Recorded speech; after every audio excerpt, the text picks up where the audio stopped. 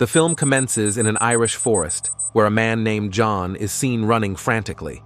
However, he finds himself repeatedly returning to the same location or passing by multiple signs that read "Point of No Return," with varying numbers. Suddenly, an unseen force violently snatches John away. Meanwhile, in another part of the country, resides an artist named Mina. Leading a solitary life, she carries the burden of guilt over her mother's demise in a car accident 15 years ago. Mina blames herself as she was foolishly mocking her mother when she was instructed to stop. Working at a pet store, Mina's boss requests her to deliver a parakeet, whom she later names Darwin. Prior to embarking on this journey, Mina disguises herself with a wig and adopts a fake name, explaining to Darwin that she prefers pretending to be someone else. The journey road leads into the forest, where Mina's car suddenly breaks down, leaving her stranded. She walks out with Darwin, calls for help, but upon returning, finds the car missing. Mina continues wandering until she spots a running woman, whom she chases. As darkness falls, the woman leads Mina to a small cabin, urging her to enter before it's too late. Mina rushes inside. Inside, an old woman named Madeline introduces herself, along with two young people, Ciara and Daniel. They are in a cabin called the Coupe, their time there undisclosed. Mina hears applause-like sounds near a mirror, realizing they are being watched by mysterious entities known as the Watchers. The three Coupe residents give Mina guidelines for staying safe from the Watchers, allowing her to venture outside during the day when the creatures are inactive. However, they must be indoors before nightfall to avoid any encounters with the dangerous beings. Mina forms a connection with Ciara, who reveals that her husband John disappeared in the woods and never returned. Mina persuades Daniel to assist her in exploring the area near the Watcher's hole during daylight hours. After descending with a rope, she discovers various items, including a bicycle, which she retrieves. A Watcher emerges and approaches Mina, emitting eerie sounds and extending a hand with 6 fingers. Daniel quickly pulls her back up using the rope. Later, a figure resembling John knocks on the coupe's door, visible only from the feet on the surveillance cameras. Ciara is convinced it is her missing husband, but Madeline warns against opening the door, suspecting it could be a Watcher in disguise. Ciara attempts to confirm the man's identity by asking about the book she's reading, but the figure remains silent and is seemingly attacked by a Watcher. After a disagreement, Mina and Madeline are left outside before nightfall, while Ciara and Daniel lock the door to keep them out.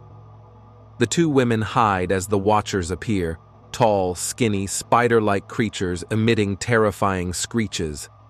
They observe Daniel through the window as Mina and Madeline patiently wait for the Watchers to depart. Once the coast is clear, they return to the coupe and enter. Inside, the four stumble upon an unknown basement. Among the artifacts found are belongings of the professor, whose true identity is revealed to be Rory Kilmartin. Kilmartin dedicated his life to studying the Watchers and their origins. Mina discovers videos on a computer left behind by Kilmartin, documenting his interactions with a captured Watcher in an attempt to understand them. The final video reveals Kilmartin's realization that aiding the Watchers was futile, leading him to use a gun to end the captive Watcher's life and his own. Madeline briefs the others on the true nature of the Watchers. They are fairies who once lived among humans before being banished.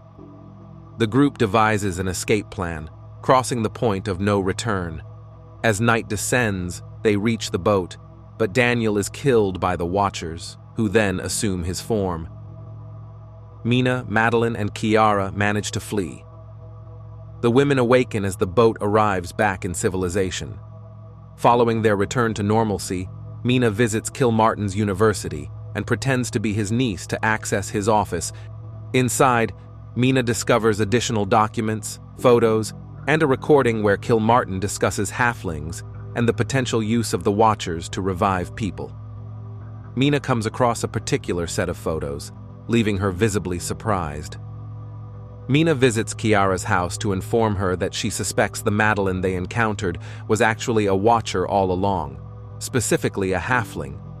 The evidence Mina discovered indicated that Kilmartin was married to Madeline, who passed away in 2001, and the halfling assumed her identity. This same watcher was the one captured by Kilmartin, as it had not been killed and had taken on Madeline's appearance to rejoin society, as it could move about during the day. Upon seeing the real Chiara returning home, Mina realizes that the individual she was conversing with is the Daywalker. When Chiara arrives, the Daywalker incapacitates her before pursuing Mina disguised as Madeline. Mina manages to reason with the Daywalker, explaining that there are others like it, and acknowledging the unfairness of their exile from their world.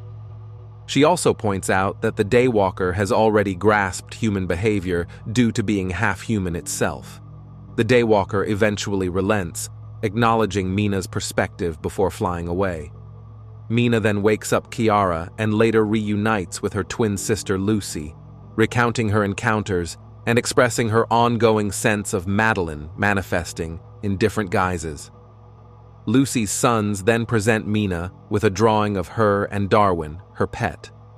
Outside, the Daywalker appears observing the women in the apartment, assuming the form of a girl with a partially human face.